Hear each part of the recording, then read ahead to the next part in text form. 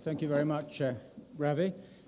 Your Excellency, distinguished speakers, ladies and gentlemen, it's a great pleasure for me as Master of St. John's to be able to introduce our next speaker, His Excellency Ranjan Mathai, the Indian High Commissioner to the United Kingdom. Before doing so, though, actually, I'd like to congratulate Lawrence Shu and Ravi Prasad and their colleagues for organising a fantastic meeting of the Marshall Society. You've done an absolutely wonderful job. You brought lots of inspiring speakers to Cambridge, and the topics could not be more important than emerging world and poverty.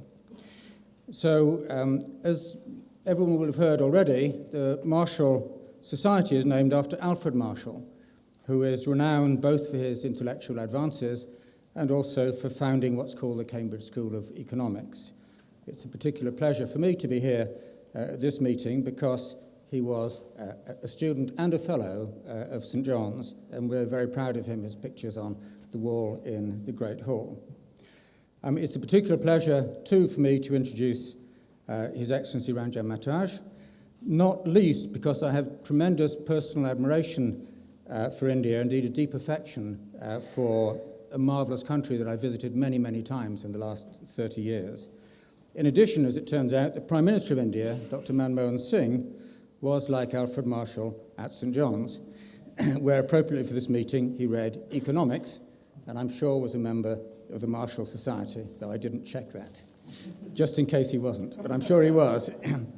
And indeed, I remember, in fact, meeting Your Excellency when you were Deputy High Commissioner to the United Kingdom at a celebratory lunch in St. John's that took place in 2006 on the day that Dr. Singh received an honorary degree from the University of Cambridge, a really splendid day. Mr. Mathai has an extremely distinguished career in the service of the Government of India. He was a postgraduate at the University of Pune, then joined the Indian Foreign Service in 1974 and held a variety of posts in embassies across the world.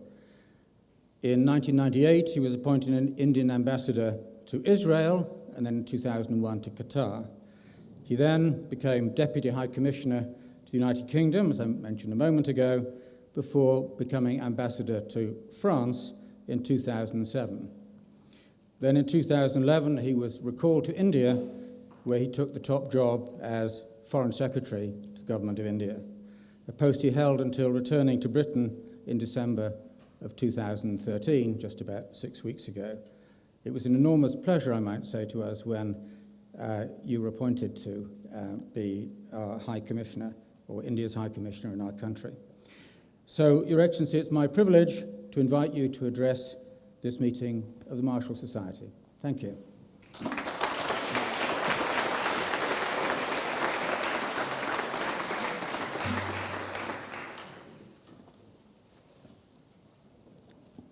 Do we need this here?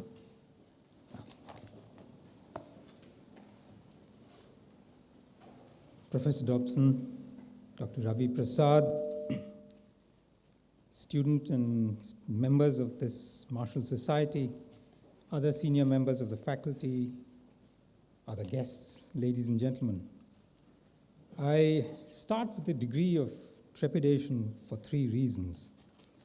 I'm clearly an interloper. If you've looked at the program, I'm not included in it. I have no graphs and slides to put there on the screen, and as anyone who's ever before been an after-lunch speaker knows that that's a very great danger because you might put your audience to sleep. And the third is the subject on which I have prepared a paper is not actually what's mentioned there, but it's what I discussed when we were setting out to come here, and which is a little more turgid. It's about India's development history and the prospects for the future. So you'll forgive me. I'm delighted to have this opportunity to speak at this inaugural conference.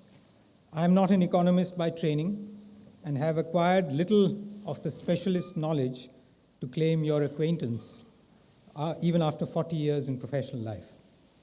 But let me, with that caveat, venture into the subject of India's development, what it has achieved, what remains to be done, and the way forward. It is a cliche that India is an ancient country but a young nation. We have historical evidence of 4,000 years of civilization, some of it with better public architecture than we do at present. But it is only 66 years since we became independent and 64 since we established our republic, which is tomorrow is actually the 65th Republic Day. During that time, the sense of where we are going has changed. First of all, the country grew rapidly, but it seemed mostly in numbers. Remember the population bomb of the 60s? And that was because real development did not deliver significant per capita GDP growth. Things improved from the mid-1980s, but it is only over the last decade, since 2003, that growth and development have shown up in individual income levels and have engendered a sense of a different trajectory for the economy as a whole. Yet we cannot forget that socio-economic change, ushered in by a democratic constitution, and the steady planned growth, albeit slow, has been with us for 6 decades. When we started out as an independent country, our economy and our society was marked by real extremes, with far greater concentration than you saw on those graphs in the last session. But through this period, change has been the only constant. And I recall a former foreign minister of India, having gone to Iran shortly after the revolution there in 1979, being lectured to by some very senior clerics. He was sitting and talking to them and saying, we have had a revolution and we are really changing this country, and you in India never had a revolution. And so this foreign minister, Mr. Narasimha Rao, who later became our PM, turned around and looked at him and said, yes, but we started a revolution in 1947, which takes place every day in every village across the country. The changes we ushered in since reforms, and particularly during what I would call the 7 fat years of rapid economic growth from 2003 to 2010, have been profound. There is now a perception that we are heading for some lean years, hopefully not 7, when all the old forecasts are invalid, all bets are off. Some even say the concatenation of fiscal and current account deficits could lead us into another crisis like we had in 1991. That is clearly excessive. But let me begin by looking at the forecasts and impressions of yesteryear. To speak of the past and the present is easier than dealing with the future. For the former, I have the writings of the great and good in institutions like yours to rely on. To speak of the future induces caution because it involves forecasts which we all know are a dangerous game. To start off, to say what's in store for India would be brave. It would imply that I would be making such forecasts. Remember Galbraith, who said that economists who forecast the future are divided into 2. Those who know they do not know the future, and those who do not know that they do not know. When I was in the university, I recall reading Herman Kahn, who basically predicted a Japanese future for all of us in the world by 1980, or was it 1990? I can't remember. Some project the current growth rates in some other countries to make similar projections for the future, which of course brings me back to Galbraith, who said economic forecasting was actually designed to make astrology look respectable. But to strike a more serious note, let me reiterate some well-known givens about India as we look at what's in store for us. India is a country with a past and deeply attached to it, cautiously optimistic about the future and focusing on that future, and full of ferocious debates about the present, which dominate our national discourse and now global impressions about India. We are all now familiar with the calculations made here in this university by Angus Maddison, who wrote that India, along with China, had a prominent, perhaps dominant share in global GDP and even more in world trade till the late 18th century.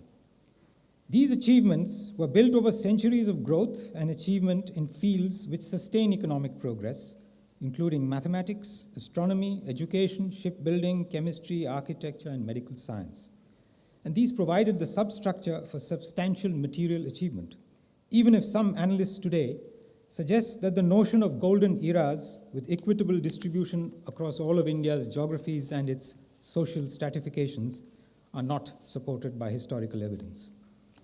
We are also familiar with the sad narrative of the deindustrialization, such as industry was, in the 19th century, and that by the time of our independence in the mid-20th century, India was a minor player in global industry. India and China together accounted for a very small fraction of global output. India in particular was a metaphor for poverty, famine, and deprivation, with average life expectancy at birth of 29. Literacy levels about the same as a percentage of the total population. We had a rural economy with poor forward and backward linkages, low levels of industrialization, antiquated agriculture, and except for a few sectors connected to the metropolitan trade, which gave us a 1% share in global trade, very, very little actual development.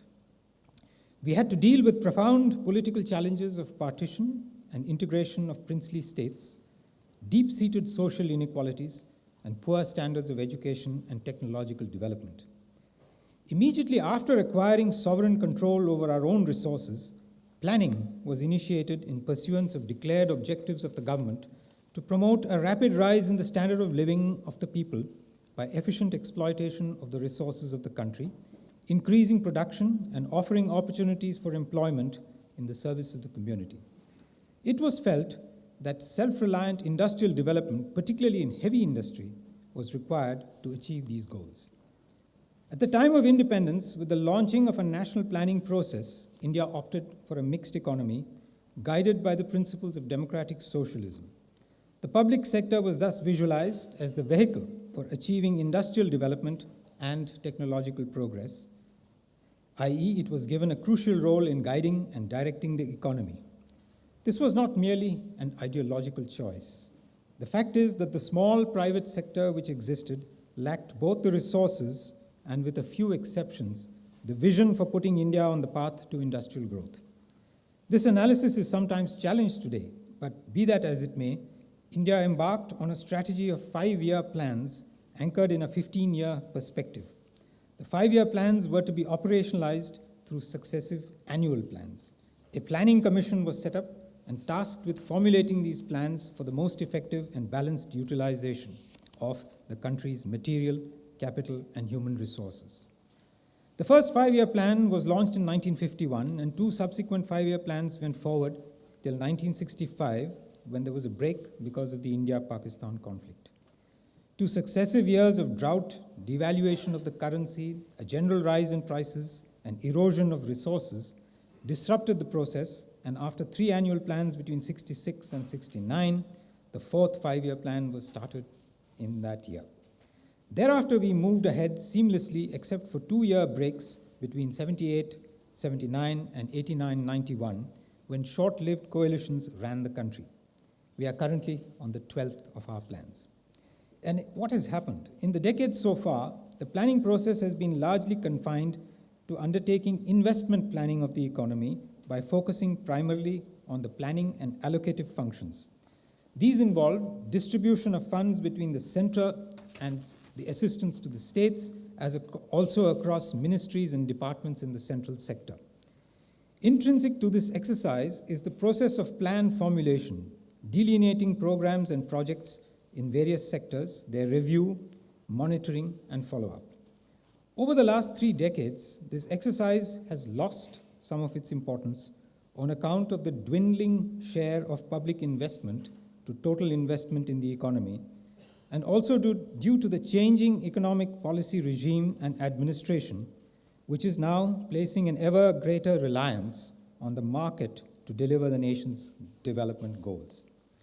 Partly this is because the relative success of the planned economy generated a private sector with increased capacity, sophistication, financial leverage, and confidence. Partly it is because the success of tertiary education and urbanization have created rising levels of aspiration, and the constant comparison with higher levels of achievement in other parts of the developing world, particularly East Asia. Planned development had given us an industrial base, a green revolution, and great expansion of higher education facilities.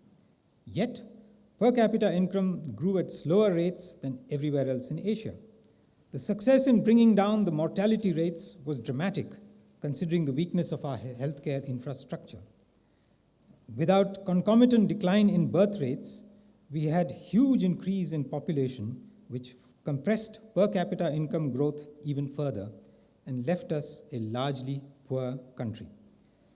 The emphasis on self-reliance gave us great capacities at home, but left us unable to leverage the dramatic growth in global trade for domestic transformation, and the need to import energy and technology caused ever-increasing strain on foreign exchange reserves. India then embarked on a process of economic reforms in 1991 in the wake of an exceptionally serious balance of payment crisis. We had taken some steps in this direction in the 1980s, but it was not until 1991 that the government signaled a systemic shift to a more open economy with greater reliance on market forces, a larger role for the private sector, including foreign investment, and restructuring of the role of the government. India's economic performance in the post-reform period exhibited many positive features. The average growth rate in the 10-year period 92 to 2002 was around 6%, which put India among the fastest growing developing economies. Poverty also declined significantly in the post-reform period and at a faster rate than in the 1980s, according to most studies. This dramatic change over the last 15 years, and particularly in the last 10 years, gave rise to expectations of a rapid exit from poverty for India. Dr. Abdul Kalam, who started as a rocket scientist but then went on to become our president, wrote a book in the mid-1990s called 2020. And his 2020 vision was one in which India would have the fourth largest economy in the world and no longer have large numbers of poor people. But it was contingent on rapid technological change in all sectors of the economy, and growth stepped up to 12%. The famous BRICS analysis, which came a few years later, projected a high achiever status, and there was much evidence to support the growing assumptions of spectacular and linear growth. We did not project double-digit growth rates, but with 8% growth, which we believed could be sustained, the assumption was that India would tackle the major segments of poverty by 2020 and become a middle-income nation in the next decade. Of course, there were some who thought growth would be even faster, at what is called tiger speed, and that the bright economic possibilities, this is painted in this town actually by Lord Keynes, what he called the economic possibilities for our grandchildren, they thought this could be achieved through the magic of compound interest rather than through the slow grind of administrative and structural reforms. But we in the government were not among those who believed this. In the last 3 years, we have had both a global slowdown and a substantial reduction in Indian growth rates, which have led to questioning of these targets and assumptions. Some believe that the 7 fat years, 2003, 2010, were exceptional, and that the trend lines of growth typical of the earlier, leaner years would now return. Some analysts go further and proclaim that the, quote, India story, unquote, is over. There is increasing discontent with policies and inequalities, both regional inequalities and across class in our own countries. Our Gini coefficient, to which reference was made earlier, is actually lower than that of China. But the perception of Indians themselves is that inequality is far too high, and they do not worry about comparisons with other countries. And you know that in a democratic society, perceptions are very often more important than reality. It needs to be said that the slowdown of the Indian economy to 5% growth rate this year and the last have to be seen in the context of the slowing down of global economic growth from 3.9% in 2011 to 2.2% 2 years ago. We need to recall that exposure to external factors has considerably increased in the reform period. just to quote one more statistic, trade as a percentage of our GDP has grown to over 45% compared to 20% when we started on the reform process. Financial flows from abroad have been marked by unevenness and are partly responsible for swings in the Indian stock markets. That said, it is clear that a number of domestic factors contributed substantially to the current slowdown. However, we do not see any reason for gloom and pessimism, either on growth or our ability to take the development further. The $2 trillion size of our economy now provides us access to a larger pool of resources to tackle the challenges of development. We have a fractious domestic debate underway in India on most policy matters, including economic policy. But there is a consensus on the need for rapid and inclusive growth. Even the anti-inflation hawks would like growth to be kept at the highest possible levels. Hence, even though we are heading into a divisive election campaign, it will be pretty soon in April and May, and it will be divisive, and you will all hear about it in your papers, with an electorate of over 700 million people, the prospects are we will continue with policies aimed at high growth and accelerated programs for poverty reduction, education, health, social welfare, and the broader development agenda. Growth, even today, may be uneven, but at the slower pace than in the 7 years of high growth, we continue to push forward the development programs, and growth will resume. Savings and investment rates in India are still above 30% of GDP, and with some steps to restore investor confidence, could be taken back to 35% or more. It is premature and misleading to suggest, as some have done, that the 8% growth target initially worked out for the 12th plan is unrealistic and incapable of achievement. Sectorally, services have powered India's growth in the past, and they are still growing rapidly. Manufacturing represents less than 20% of current GDP, but there is a growing consensus on the need to raise this level.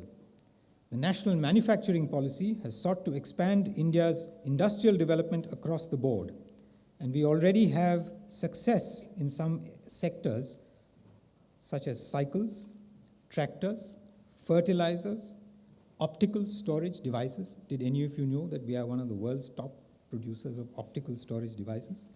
Bulk drugs, textiles, and so on. So it is not too optimistic to believe we can succeed.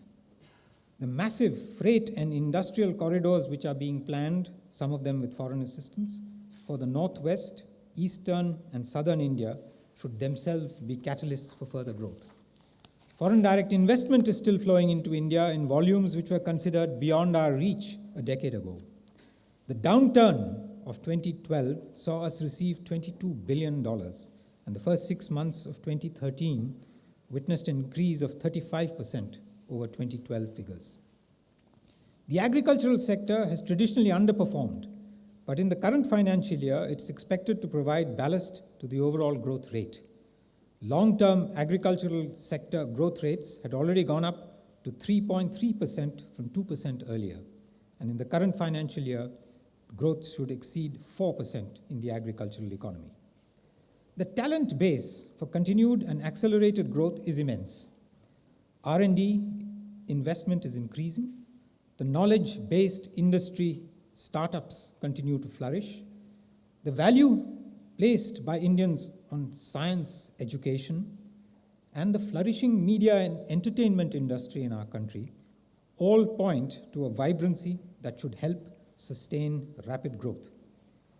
We produce the largest number of engineers and technical personnel in the world and are setting up more institutions, at least some of which will be world-class, like the IITs.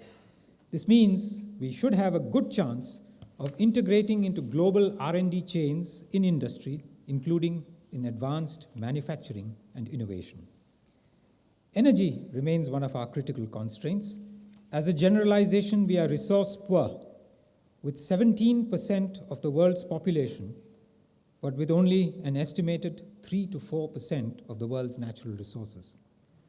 But India still does have large reserves of coal and considerable prospects for renewable energy, nuclear energy, and could do better in the search for hydrocarbons apart from gains through energy efficiency. In looking at the development prospects for the country, we need to retain focus on the present. Despite the slowdown in the last 2-3 years, we have averaged 8% growth over the last decade. The CAGR of the services sector was almost 10% and has helped sustain growth rates, contributed to trade flows, foreign direct investment inflows, and employment. India's share of services exports in the world export of services increased from 0.6, less than 1% in 1990, to around 3.5% in 2011, and that's more than double our share in world trade in goods. What has the growth in the Indian economy meant for developmental outcomes? I'll just take a few figures for the current period, that is the planning period ending 2012. Expenditure on social services increased from 5.9 to 7.2% over these 5 years. Poverty has declined in the country, and currently we are in the midst of a debate, as usual, everything in India is debated, on the figures and the methodology for measuring poverty. But using one which has been broadly accepted earlier and which goes by the name of the Tendulkar Committee model. The number of people living below the poverty line declined from 37% in 2004 to around 29% in 2010 and would probably be around 22% today. The annual average rate of decline during this period is twice the rate of decline in previous decades. Expenditure on education as a proportion of GDP increased from 2.5% 6 years ago to 3.3% last year, while that on health, which is clearly recognized as inadequate, has increased to about 1.5%. The overall expenditure on social services has increased, as I said, to 7% of GDP in 2012. This has been achieved by focused social sector allocations in the national budget, raising their share to around 25% of all budgetary expenditure last year. The development process has enabled us to improve the socio-economic indicators, and this has been followed up with legislation and executive action. The Right to Education Act has improved enrollment in schools. Though the quality admittedly remains patchy, gross enrollment ratios are now in the range of 85%. The Food Security Act, passed recently, legally entitles families up to 35 kilograms of food grains at subsidized rates. The Rural Employment Guarantee Scheme has now been extended to cover every 5th rural household in India. There is now clear recognition of the need for even higher expenditure on healthcare, and this is coming through with the National Health Mission following on the Rural Health Mission aimed at urban and rural poor respectively. And there have been success stories such as the reduction of infant mortality rates by 20% in the last 7 years. And you heard the story of polio. There has not been a single new polio case detected in India, which once had the largest number of polio victims in the world in the last 2 years. Overall economic growth has been positive. Per capita income has increased with rising GDP, and significantly, wages in agriculture kept pace with almost 7% growth during the years 2007 to 2012. Financial inclusion has become a high priority, particularly as we are now moving to schemes of direct beneficiary transfers.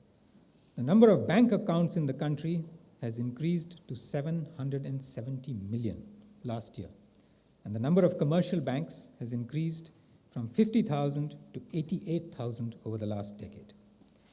All in all, therefore, India is set to make further progress on the path of development. I was invited to comment on the service-led model. The current debate in India is on whether our achievements constitute development comparable to that achieved in other fast-growing economies of East Asia, or whether, more simply, it has been adequate for achieving our own declared objectives of raising standards of living quickly and providing employment opportunities to all. And clearly the answer to both is that it is not.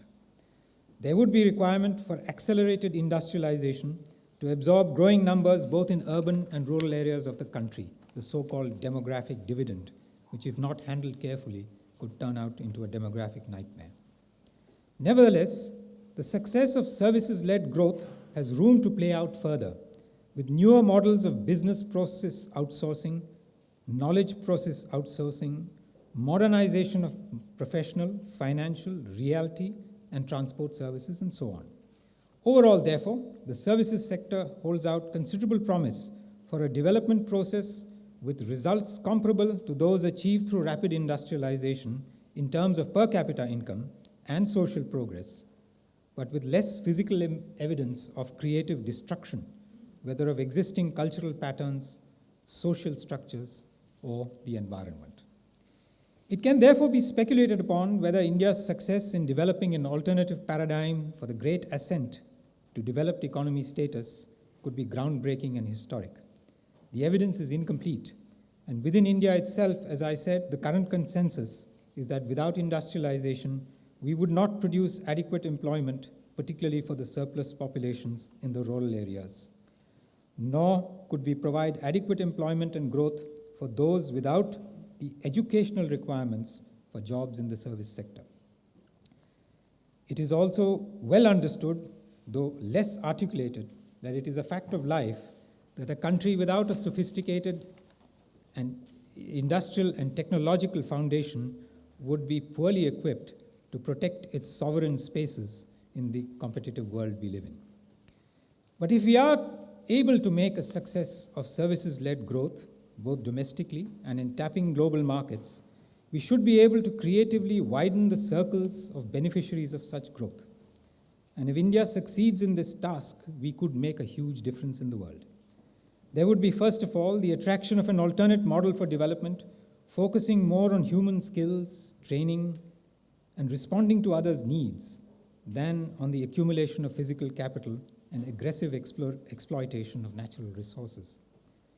All this may sound optimistic, given the sound and fury of our current discontents, and the evidence of alienation, violence, and contentiousness in public life which have shown up have an economic cost. Perhaps these noises you hear are the other side of the coin on which Indians appear as spiritual experts. But it is a fact of life that over the long course of our history, India's conquests have never been physical. They have been to some extent economic, but largely cultural. These are not what we would normally include in the services category, but Buddhism started in India and spread through the whole of East Asia. Yoga, transcendental medicine, alternative and holistic lifestyles also owe their origins to India. Indian classical tradition produced great scientists who invented the zero, medical experts who practiced surgery 2,000 years ago, great masters of music and dance, as well as the remarkable philosophical traditions represented by Vedanta. Our philosophers foretold some of the conclusions of modern physics. Our messy pluralism and capacity to coexist, and our contribution to the worldwide consciousness of the need for greater harmony between the material, the intellectual, and the spiritual, all have significance in the global village. I am not suggesting a switch from gross GDP to gross national happiness, as some have suggested. But I do believe a democratic, basically peaceable, pluralistic India with a sustainable economy, perhaps the third or fourth largest in the world, with services perhaps in the lead, and increasingly integrated globally, could create a paradigm shift in our understanding of development, as well as be a bridging force in world politics. That is a promise, but it will not happen without effort. For us Indians, it means a battle to spread knowledge and opportunity to ensure equitable growth, to achieve modernization and liberation of the mind while keeping faithful to our tradition and working towards competent and fair legal, administrative, and political systems. For the world, it means you have to invest in India in the broadest sense of the term, rather than be frustrated by present difficulties. There's a story told of a preacher standing in front of his flock in a church, but since I'm in the students' union, let's say it's the president of the union standing in front of the student body, and he says, "I have good news for you. There is enough money for the repair of the building project we are underway." And then he says, "But I also have some bad news for you, because that money is still in your pockets." So, let me conclude by saying the way forward for India, I believe, is where we are all headed. But because we are 1/6 of humanity crowded into one country, our trajectory is particularly visible. And if you in this martial society take this message out in a technical language of which I am incapable, this conference could be the first of a groundbreaking series. We need our friends, particularly in societies like yours, to ensure a positive outcome to our development saga and to make our contribution to the human story. Thank you.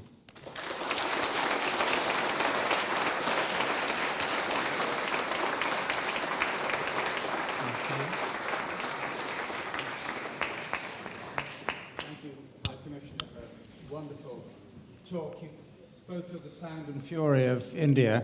We managed to produce a bit of sound and fury of our own, I'm afraid, at the beginning with the storm that came over. So we just be sure we can keep up with some of these aspects of India. So I think you're prepared to take some questions? Questions? I can see you here. Thank you, Your Excellency. Thank you for your excellent talk. My name is Gaina Naramid. I believe 3 days ago, the Bank of India announced that it was going to set up an inflationary target of 4%. What's your personal take on this? To what extent will it affect growth rates and standards of living for ordinary people? No, I think, first of all, this announcement needs to be understood in the context in which it has been made, in that inflation targeting has not traditionally been one of these indices on the basis of which the bank functions. It has broadened its agenda a little bit. But it is reflective, I think, of a very great concern that inflation in India has been persistent despite a large number of fiscal and other monetary measures which the government and the bank have undertaken. And the feeling, therefore, is that unless this is tackled, it is beginning to have an overhang effect on all other areas of the economy, and particularly in the investment cycle, the business confidence, the way it has been affecting investment decisions. There's a worry that this constant notion of inflation being out of control in India, and it's not out of control by global standards, but by persisting at 7-8%, it has been a great, great worry for the policymakers. But there has been an immediate reaction from others who say that, even in the statements which have come out from the finance ministry, which say that this will have to be balanced with growth objectives, whatever it is, and the bank will have to work with the government so that fiscal and monetary objectives are kept in sync. I therefore think that this is a corrective which is required, considering the persistence of inflation, but it will not change the fundamental objectives of the economy, which is to seek growth as the first priority. Other questions? One over here, I think. I can give you my microphone. Hi, thanks for your great speech. I really like the fact that at the end you told us how economics was not everything. And so I was wondering if you could comment, maybe you spoke about this argumentative Indian style, and one of the debate I found very interesting was the Sen Bhagwati kind of debate on these things and how actually economists can actually influence a national debate. It's quite interesting.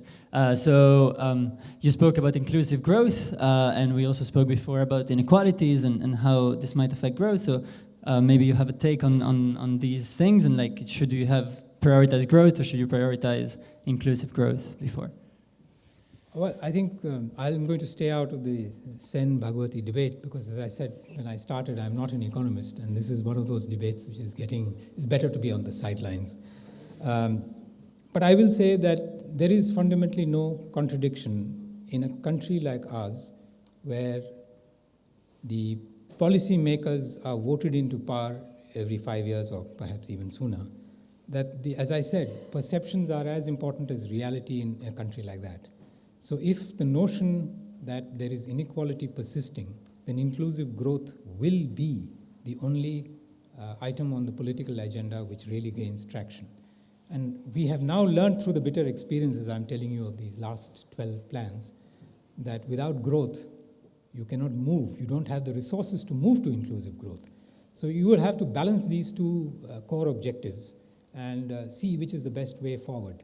It will be the classic muddle through, something we have heard closer to here also. But that will be, I think, the way forward. But ultimately, in a country like ours, I think inclusive growth will remain very, very high on the agenda. Any other questions? Over there, I think I can probably get you with a microphone.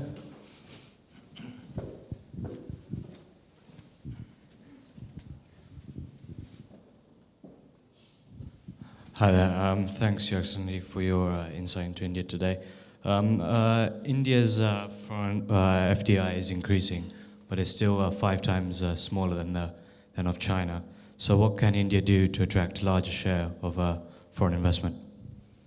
Well, I'm not sure it's 5 times as small, but it's certainly significantly smaller. And what we are doing to increase FDI inflows into India fundamentally is to open up new sectors, raise the, for example, we have a cap on the amount which can be put in certain sectors of the industry.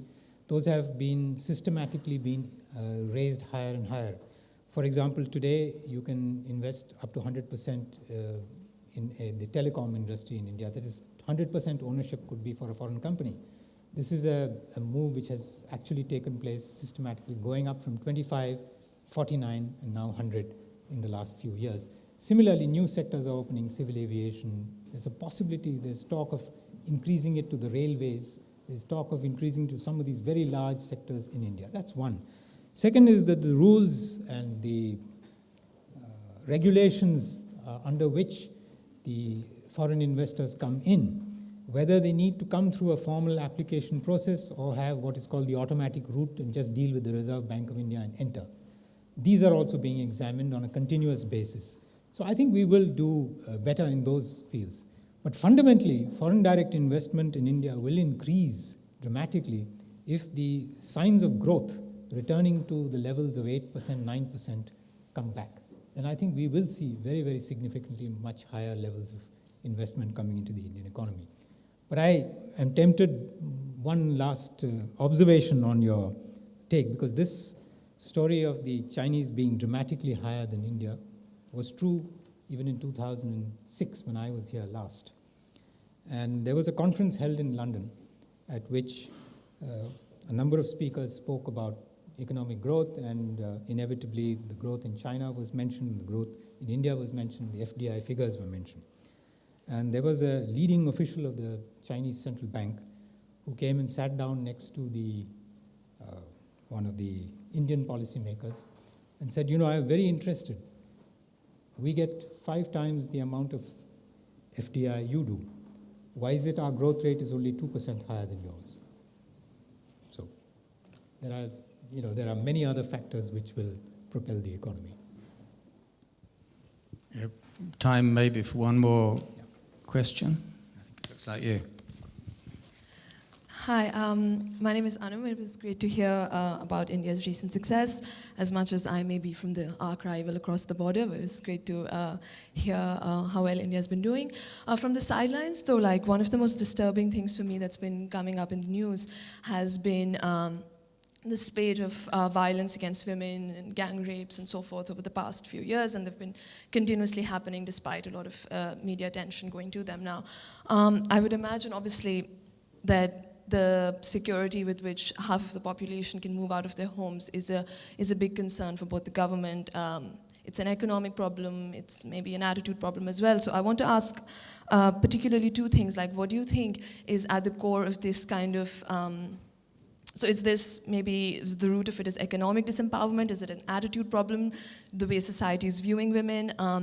And also what the government is planning to do about it to maybe curb this clear lack of security that the female population faces as it goes out of their houses? Partly it's an economic issue. It's not disempowerment. It is the breakdown of traditional social patterns in the drift from rural to urban life. That in these particular incidents, I'm not suggesting for a minute that rural India is a haven for women. But that in itself doesn't explain this.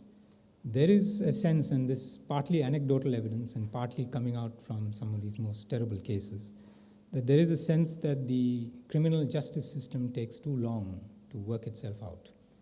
Secondly, and this I know is very controversial both here and in India, there's increasing evidence that it is the exposure to the internet and the flood tide of pornography on it, which has changed mindsets, particularly among mindsets in the sense of given loosened restraints, I would say, on this kind of violence, because this is not merely a change in sexual mores, this is violence.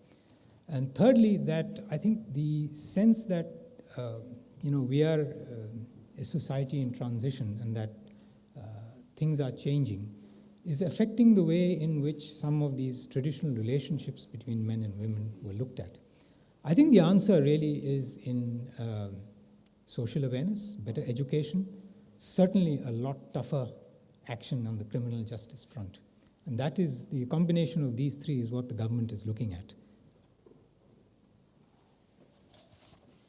Thank you very much. Well, it was a wonderful talk and terrific responses to questions. So can we thank High Commissioner Mathai for a really wonderful talk and for coming here today. Thank you.